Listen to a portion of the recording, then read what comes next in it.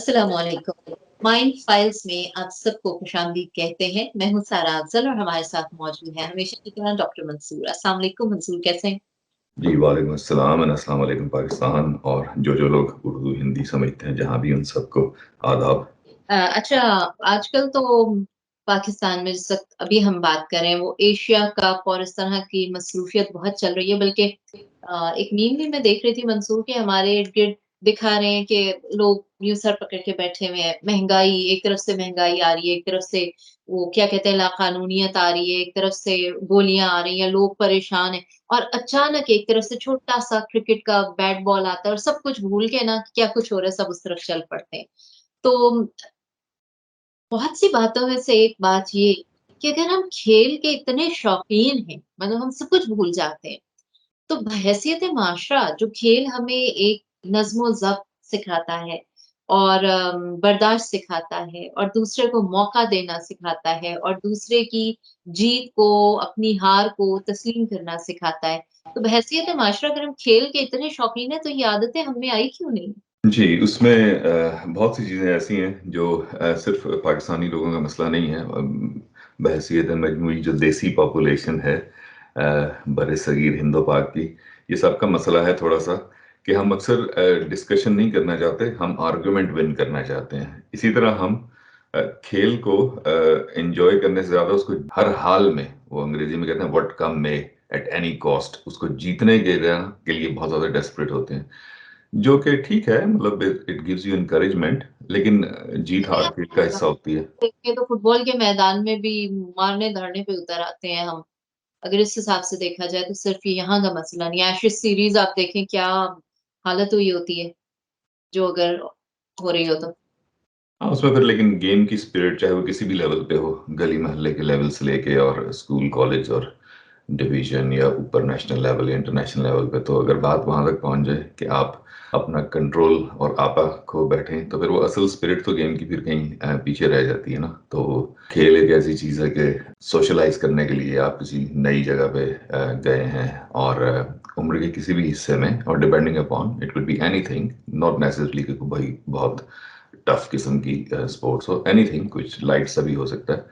Mental activity जिसमें हो chess और उससे लेके या बोर्ड गेम से लेके और जो ग्राउंड में खेली जाती हैं ओपन एयर या कोर्ट्स में, इंडोर कोर्ट्स में, एनीथिंग, तो वो सारी जो रेंज ऑफ थिंग्स है, तो मुख्तसरन ये कि जो खेल जो है वो, मतलब ये तो साइंस भी कहती है कि सबसे ज़्यादा जल्दी जहाँ से दोस्तियाँ या सोशलाइजेशन या ताल्लुकात डेवलप होते हैं वो खेल के मैदान से होते हैं।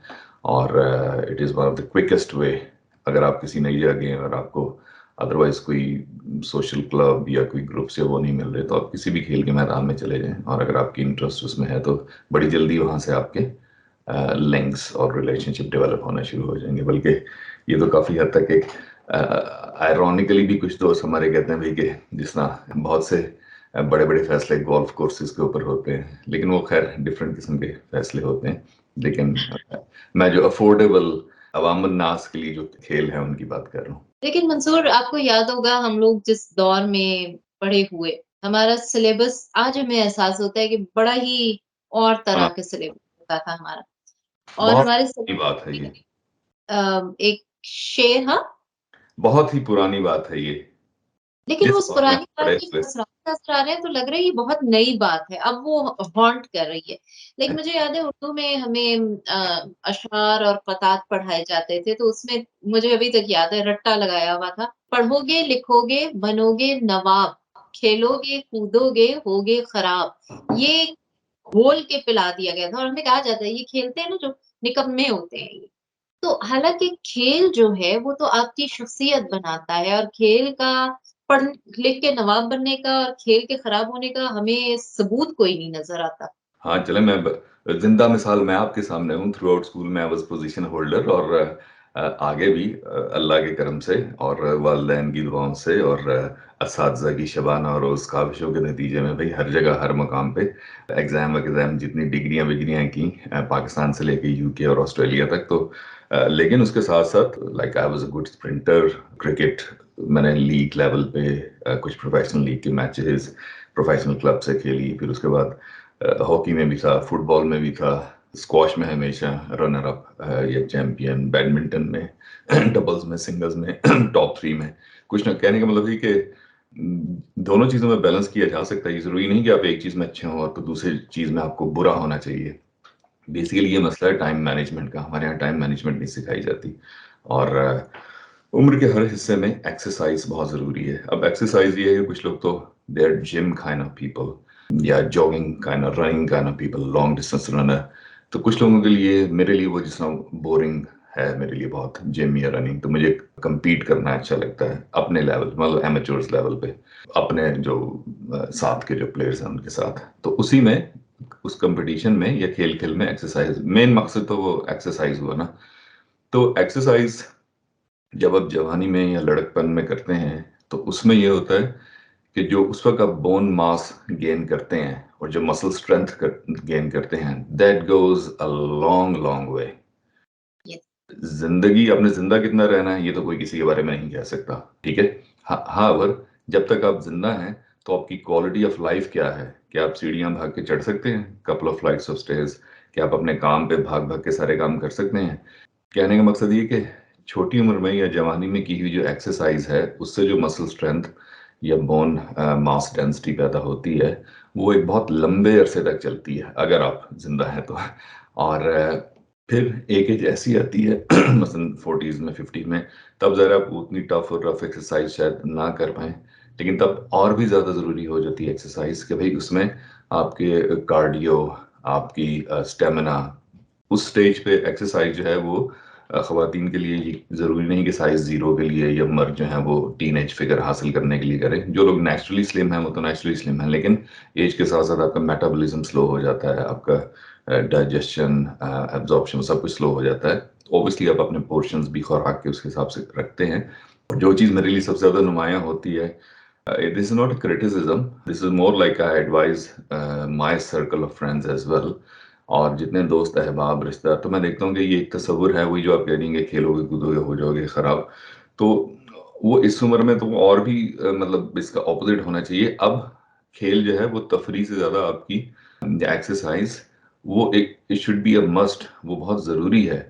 अगर आप चाहते हैं कि आप जब तक हैं, जितने भी अरसे के लिए तवील मकसद एक क्वालिटी लाइफ आपकी हो, तो वो बहुत ज़रूरी है कि इस एज में साइज जीरो के लिए या वो सिक्स पैक्स के लिए एक्सरसाइज या स्पोर्ट्स नहीं होती, बल्कि it keeps you fit and healthy. आपकी जो कार्डियक हेल्थ है, जो आपका स्टेमिना है, जो आपके एनर्जी लेवल्स हैं, overall if you have got a health, जिसे कहते हैं body and mind, it goes together.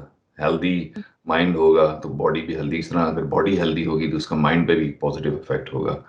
तो डिफरेंट स्टेजेस पे ठीक है, उसकी इंटेंसिटी जो है एक्सरसाइज की या खेल की वो मुख्तलिफ हो जाती है, लेकिन आई थिंक जो खेलोगे कूदोगे होगे खराब वाला चक्कर था, उसमें मसला ये था कि हमारे बुजुर्गों को टाइम मैनेजमेंट नाम की चीज़ का पता नहीं था। आपको टाइम निकालना पड़ता है, जिस तरह दोस्तों के लिए टाइम निकालना पड़ता है, फैमिली को टाइम देना पड़ता है, काम के ऊपर आपको टाइम डिवाइड करना पड़ता है कि मीटिंग्स कब करनी है, बाकी काम कब करने हैं। It's all about time management. अच्छा, आपने यहाँ पर बात की ना, तो चूँकि मैं चीन में रहती हूँ और यहाँ एक तो होता है ना सुनी-सुनाई बात, लेकिन एक होता है जहाँ आप रोज़मर्रा ज़िंदगी में आपका मुशाहिदा होता है, आप लोगों के बीच में रह के उनके मामूलात को देख रहे होते हैं।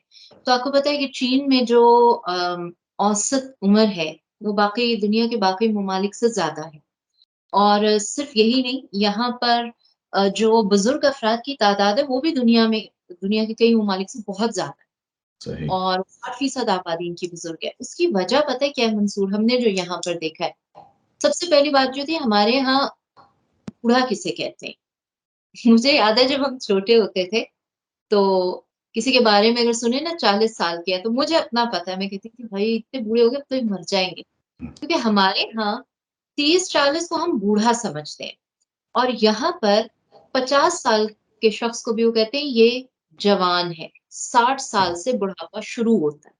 और उसका जो हम तरीक़ाकार यहाँ पर देखते हैं, अ, आप दिन के वक़्त बाहर निकल जाएँ ना, तो आपको हर मॉल में, हर सड़क पे बुज़ुर्ग नज़र आते हैं।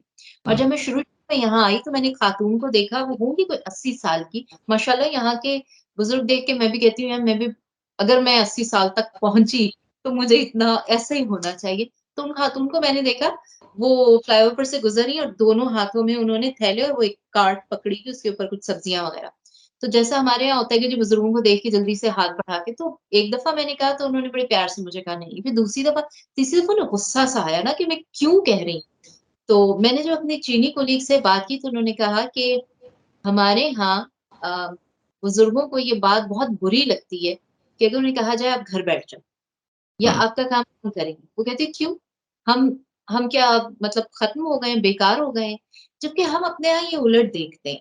हमारे यहाँ रिटायरमेंट का मतलब है कि अब्बा जी आप घर बैठ जाएँगे या अम्मी घर बैठ जाएँगी। मैंने यहाँ तक देखा है कि अगर वालिद रिटायर हुए हैं और 4-5 दोस्तों के साथ कहीं घूमने जा रहे हैं, तो भी घर वालों को ऐतराज़ होता है, "अब्बा जी अब उम्र नहीं है आपकी, कहीं गिर गए तो यूँ हो जाएगा।" हम मेंटली बहुत जल्दी बूढ़ा कर देते हैं अपने इर्द-गिर्द के लोगों को, नहीं? जी, कुछ तो बल्कि जवानी में ही बूढ़े हो जाते हैं। Again due to non exercise और वो फिज़िकली कभी भी एक्टिव नहीं रहते। लेकिन हाँ, ये आपकी बात सही है। हमारे यहाँ काफ़ी सारी चीज़ें जो हैं वो सुनी-सुनाई पे मबनी क्योंकि होती हैं, एविडेंस बेस्ड साइंस पे नहीं होती। ना एविडेंस बेस्ड दीन के अंदर उनका कुछ सिलसिला ऐसा होता है, तो बस वो सुनी-सुनाई के ऊपर एक कल्चरल वो होता है कि क्योंकि सब ऐसे कहते हैं और ऐसे करते हैं। मसलन मुझे याद पड़ता है कि बाज़ तो हमारी बुज़ुर्ग रिलेटिव ख़वातीन जो थीं, वो मतलब मुलाकात में उन बेचारियों को क्योंकि इतना दुनिया का एक्सपोज़र ही नहीं था और वो हिजरत करके आना है, वो तो बस 2-4-5 जुमलों के बाद उनकी गपशप खत्म हो जाती थी। और फिर हाँ, बस वही रिपीट होता रहता है कि और क्या हाल है? अच्छा और क्या हाल है? तो सुनाइए। एक्सपोज़र के ऊपर डिपेंड करता है। ये है कि हाँ, हमारे यहाँ बुज़ुर्ग लोग जो हैं उनके साथ ये ज़्यादती ज़रूर की जाती है। एक और ज़ुल्म भी होता है जो कि बज़ाहिर तो लोग इसको मज़ाक के कॉन्टेक्स्ट में लेते हैं, लेकिन उसकी ना वो शरई तौर पे सही है और ना साइंटिफिकली उसका कोई प्रूवन फैक्ट है कि भई अब्बा जी जैसा आप कह रही हैं ना रिटायर हो गए हैं, डैडी जो हैं और वालिदा तो वो जाओ तो कुछ शायद लोगों की इकोनॉमिकल मजबूरियाँ भी होती हैं, स्पेस नहीं होती उनके पास, तो वो हाँ जी, कि भई जो निक्का बच्चा है वो तो बस होता ही अम्मी के साथ है, तो अब्बा जी जो है वो फलाँ जगह पे उनको मंजी डाल दी है और उस तरह से तो ये पता नहीं क्यों तसव्वुर कर लिया जाता है कि जो 50 या 60 प्लस हो जाते हैं हस्बैंड वाइफ जो आपके वालिदैन हैं, तो उनको आपस में एक-दूसरे की जिस्मानी, इमोशनल ज़हनी ये सब कुर्बत की ज़रूरत नहीं रहती। ये पता नहीं कहाँ से हमारे यहाँ ये कॉन्सेप्ट है कि इंसान की एज जब ज़्यादा होती है तो उसको ये चीज़ों से वो बिल्कुल फ़ारिग-उल-बाल बॉन्डिंग हो चुका होता है। अच्छा रहती है। तो उस उम्र में तो ज़्यादा कंपनी की ज़रूरत होती है। हाँ, अपनी चॉइस से अगर अगर कोई अलग कमरे में सोना चाहता है, जैसे मैंने कहा कि इकोनॉमिकल फाइनेंशियल मजबूरियाँ होती हैं, लोगों के पास स्पेस नहीं होती, तो शायद उसका हल ये निकालते हैं कि चलो भई वालिदैन बूढ़े हो गए हैं और तो उनको अलग-अलग से कर दिया जाए, जो कि बहुत ज़ुल्म की बात है, अगर उनके साथ ये ज़बरदस्ती ऐसा किया जा रहा है। दूसरी हमको चीज़ ये है कि यूँ नहीं लगता, सॉरी आपकी बात काट रही हूँ, कि हम लोगों ने खुद साख्ता तौर पर हर मामले के हवाले से कुछ एक्सपायरी डेट्स खुद ही तय कर ली हैं। शादी के हवाले से एक्सपायरी डेट, करियर बनाने के हवाले से एक्सपायरी डेट, भई ये उम्र गुज़र गई तो बस गए तुम। मिलने-मिलाने के हवाले से एक्सपायरी डेट, इवन हँसने-हँसाने, लाल रंग पहनने के हवाले से भी एक्सपायरी डेट्स है हमारी कि हाय! इस उम्र में इतनी ज़ोर से हँस रहे हो और ऐसे तैयार हो रहे हो। तो ये एक्सपायरी डेट्स भी तो खुद साख्ता है ना, इसकी क्या लॉजिक हमने कहाँ से ढूँढ ली? बस वो अपने इसके अंदर बहुत सी अपनी मीननेस मतलब परस्ती आ जाती है। उसको फिर लिबादा ओढ़ दिया जाता है कि जी कल्चर में ये मायूब समझा जाता है। कल्चर लोग ही बनाते हैं और लोग ही उसको बिगाड़ते हैं, सँवारते हैं। मसलन ऐसी बहुत सी मिसालें हैं मेरी लाइफ़ में अपने फैमिली और बाहर में कि भई अगर किसी की ज़ौजा जो है वो रिटायरमेंट के नज़दीक या उससे के बाद वो फ़ौत हो गई हैं और अगर वालिद ने दूसरा निकाह कर लिया, तो भई अच्छे खासे जवान बच्चे जिनके आगे अपने बच्चे हैं, वो जनाब इमोशनल हुए फिरते हैं कि हाय हमारी अम्मा की जगह ले ली। भई अम्मा की जगह तो ज़ाहिर है नहीं ले सकते, वो तो अब कब्र में है। तो ये तो एक नई खातून है और वो कब क्लेम कर रही हैं कि मैं तुम्हारी अम्मा की जगह हूँ या वो मैंने ले ली है सारी जगह। तो वो तो एक पास्ट था जो कि गुज़र गया, वो पीछे थोड़ी जाके पास्ट में उसको अनडू करेंगी और फिर नए सिरे से जवान होके आ जाएँगी। लेकिन ये एक्सेप्टेबल है कि कोई शख्स अपनी जज़्बाती, जिस्मानी ज़हनी ज़रूरियात को पूरा करने के लिए नाजायज़ ताल्लुक बना ले और फिर बाद में उससे मज़ीद अगर पकड़ा जाए तो मज़ीद शर्मिंदगी हासिल हो। लेकिन ख़ातून हो या मर्द दोनों, लेकिन निकाह ना करे। ये मुझे आज तक ये लॉजिक समझ नहीं आ सकी। ये तो बिल्कुल एग्ज़ैक्टली शरीयत के अगेंस्ट है। अगर किसी को ज़रूरत है और आई थिंक उस एज में कोई बहुत ज़्यादा किसी ने भाग-भाग के वो नाचना, गाना या रोमांस नहीं करना होता, हर एक को एक कंपनी की ज़रूरत होती है। तन्हाई जो है वो बताते खुद अंग्रेज़ी में कहते हैं लोनलीनेस इज़ अ किलर कि और कैद तन्हाई जिस तरह वो एक सज़ा होती है।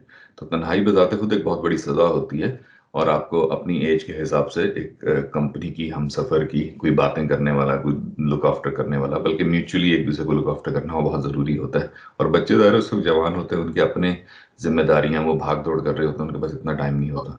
क्या में होते हैं और आप यूँ समझें कि वो अब उस ज़िंदगी में होते हैं जिसमें बहुत कुछ है करने को और ये सिर्फ़ खामोश तमाशाई की तरह अकेले बैठे देख रहे हैं। तो उस वक़्त किसी से बात करना, किसी से अपनी बात शेयर करना बड़ा ज़रूरी जो ना कंपेनियनशिप है शायद हम लोग रिश्ते नातों में उसकी अहमियत को नहीं समझ पाते। जी, बिल्कुल। तो कमिंग बैक टू स्पोर्ट्स वो जो आपने कहा था कि चीन की बात बताई थी, तो मैंने काफ़ी यूरोपियन डिफरेंट मुल्कों में मैं गया हूँ और जो वेस्टर्न कंट्रीज़ हैं, तो हाँ, ये सही है कि यहाँ पे 50 या 60 को मिडल एजेस कहा जाता है और उसके बाद फिर वो कहते हैं कि स्लाइड कि भाई रिटायरमेंट एज एंड आफ्टरवर्ड्स। तो 80-90 साल के मेरे लिए भी शॉकिंग था जब 20 साल पहले मैं यूके में लैंड हुआ था कि भाई 70-80 साल की बुजुर्ग ख़वातीन जब वो साइकिल चला रही हैं और उस तरह से, तो काफ़ी अजीब सा लगता था। लेकिन अगेन ज़ाहिर है एक्सपोज़र, इसीलिए दुनिया देखनी चाहिए। मुसलमानों की वैसे जो प्रेडिक्शन की गई थी कि मीन एज जो है वो हमारी उम्मत की जो है वो अप टू बिटवीन 50-60 ईयर्स या उस तरह से होगी। और एक चीज़ ये भी कही जाती है कि भाई 60 साल की उम्र तक आपकी हुज्जत तमाम हो जाती है कि जो आपको मैसेज मिलना था मिल गया, आपने कितना अमल किया। हाँ, उसके बाद भी अगर आप ज़िंदा रहते हैं और तौबा करते हैं या फॉलो करते हैं तो that's very well, but I think 60 से ऊपर बोनस ही होता है। और हम लोग जो डॉक्टर कम्युनिटी है, हम तो अक्सर कहते हैं कि हमारी जो देसी लोग हैं, हम लोगों के लिए तो 40 से ऊपर जो कुछ भी है वो बोनस ही है। 40 से ऊपर बोनस चल रहा है। तो इसलिए coming back to the topic के एक्सरसाइज और जो है वो खेल कूद बिल्कुल वक्त बर्बाद नहीं करता। Moderation, time management and moderation हर चीज़ में बहुत ज़रूरी है। और अगर किसी बच्चे में ये टैलेंट है कि वो ऊपर प्रोफेशनल लेवल पे जा सकता है, तो why not, it's a profession और ही कैन और शी कैन मेक इट और turn it into a profession. इसी तरह बाकी लोग जो एकेडमिक्स हैं, जो पढ़ाई में, और यही माशरती जो सोच थी उसकी वजह से ये होता था कि सारी ज़िंदगी मैं देखता रहा कि मेरे साथ के जो पोजीशन होल्डर थे डिफरेंट लेवल्स पे, वो एक अजीब से बुक वर्म्स बन के, और कुछ एक्सेप्शंस होंगी लेकिन मेजॉरिटी जो था एक टिपिकल जो उनका आउटलुक थी कि भाई कमरे में बंद हैं और किताबें हर वक्त खुली हुई हैं और उस तरह से, और कोई कोई एक्सरसाइज नहीं। कोई मेहमान ना आए, किसी दावत में नहीं जाना, पेपर्स हो रहे हैं, जी, इस टाइप का एक मिज़ाज होता। जी। तो इसलिए वो टीचर भी काफ़ी मेरे हैरान हुआ करते थे कि मैं वाहिद पोजीशन होल्डर था जो बैक बेंचर्स के साथ बैठ के शरारतें प्लान करता था और खेल के मैदान में सबसे आगे आगे भाग रहा होता था। तो वो अक्सर कहते थे भाई कि ये कैसे तुम्हारी पोजीशन आ जाती है। तो मैं उन्हें कहता था कि सर आपने मार्क्स दिए हैं तो ये आपको पता होना चाहिए। लेकिन एनीवेज आप दोनों चीज़ों में बैलेंस रख सकते हैं और भले ही आपका प्रोफेशन कुछ भी हो, एकेडमिक हो, बिजनेस हो, किसी और आप सनत से या किसी और हुनर से वाबस्ता होना चाहते हैं, दैट्स फाइन। अच्छा, एक चीज़ और एंड पे बताता चलूं कि काम जो होता है ना, कई लोग कहते हैं भाई हमारा काम जो है ऐसा है कि हम सारा दिन यहाँ से वहाँ, यूं हुआ, बड़ी ख्वारी हुई हमने। काम जो है वो एक्सरसाइज इसलिए काउंट नहीं होता कि वो स्ट्रेसफुल होता है, उसके बाद आप थकावट फील करते हैं।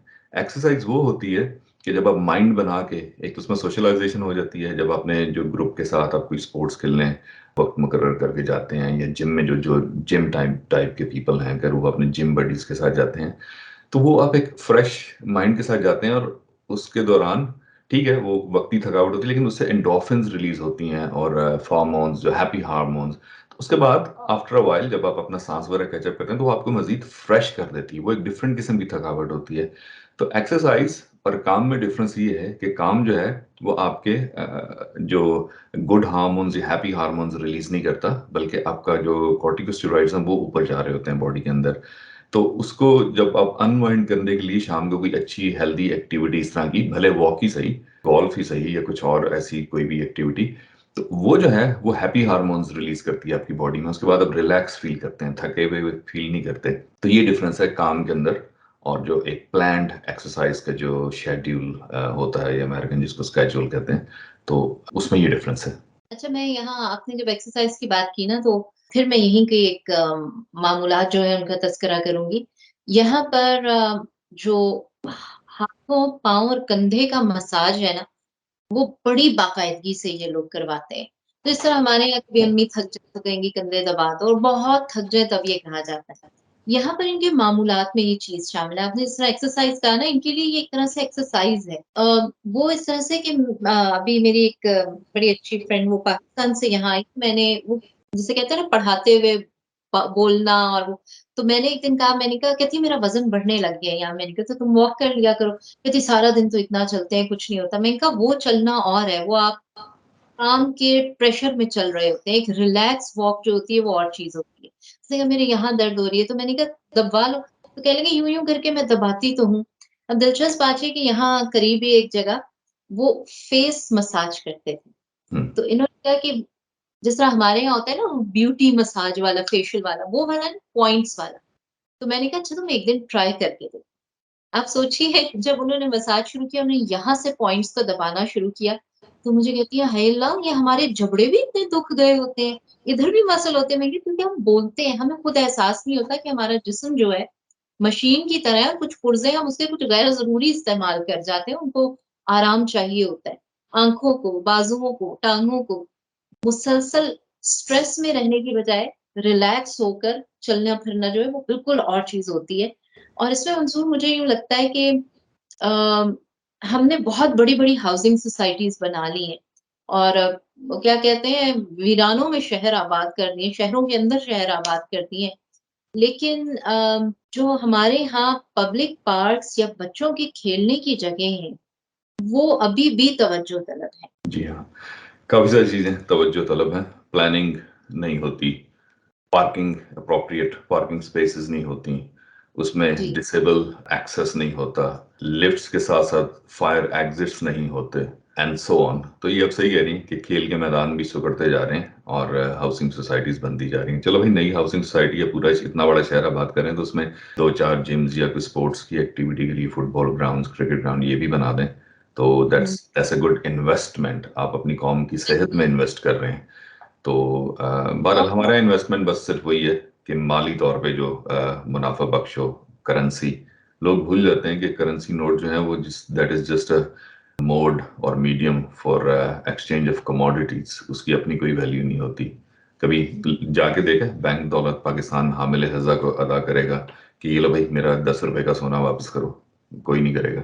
और फिर वही बात आ गई कि आपकी जो इन्वेस्टमेंट अपनी सेहत पे होती है, और एक माशरे की इन्वेस्टमेंट जो अपने नौजवानों पे होती है, उनकी जिस्मानी और ज़हनी सेहत पे, वो फिर आपको वो देती है कि जिसकी वजह से आप इन मसाइल से निकलते हैं, जिनमें आजकल हम खुद को देखते हैं, इन्फरादी तौर पर भी, जिस्मानी ज़हनी कैफ़ियत के तौर पर भी, और इज्तिमाई तौर पर एक माशरे की हैसियत से भी।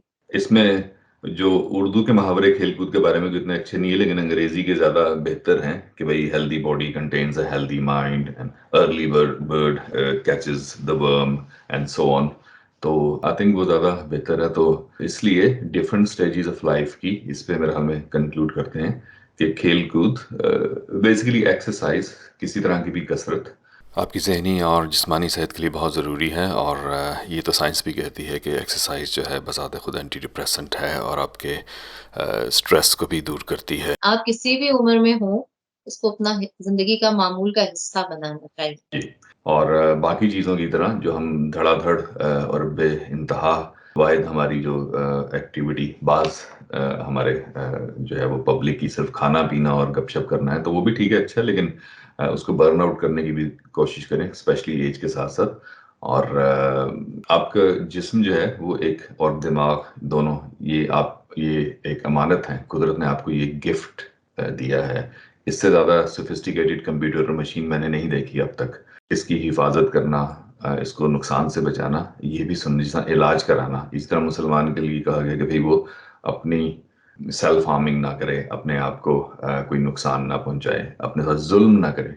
तो उसमें बहुत सी चीज़ें जिसमें इलाज ना कराने से लेके एक ज़ुल्म ये भी है कि आपको कुदरत ने एक इतनी परफेक्ट बैलेंस्ड किस्म का मशीन। उस दिन जैसे मैं ड्राइविंग करते हुए सोच रहा था कि स्टीयरिंग को जिस तरह से हाथ, इंसानी हाथ ग्रिप करता है और अंगूठा उसको, और उसके घूमने के साथ-साथ उनकी हैयत चेंज होती है और ग्रिप चेंज होती है, तो मैं सोचता था कि ऐसी कोई चीज़ इजाद करना कितना मुश्किल है जो इतनी परफेक्टली, और उंगली की जो पोरें हैं वो उसको फ़ील कर रही हैं हर चीज़ को, और वो सिग्नल दिमाग को जा रहे हैं। बहरहाल मैंने तो जब से मेडिसिन पढ़ी है और स्पेशली एम्ब्रियोलॉजी और न्यूरोलॉजी, तो मैंने साइंस के थ्रू खुदा को पहचाना है। कई लोग समझते हैं कि शायद मजहब जो है वो साइंस के प्रो नहीं है, अगेंस्ट है, लेकिन आई थिंक मैंने जैसे जैसे साइंस और स्पेशली जो ह्यूमन बॉडी और माइंड से रिलेटेड चीज़ें देखी हैं, तो उतना ही ज़्यादा ये पुख्ता यकीन होता जाता है कि भाई इतनी परफेक्ट क्रिएशन जो है ना, वो कोइंसिडेंट नहीं हो सकती।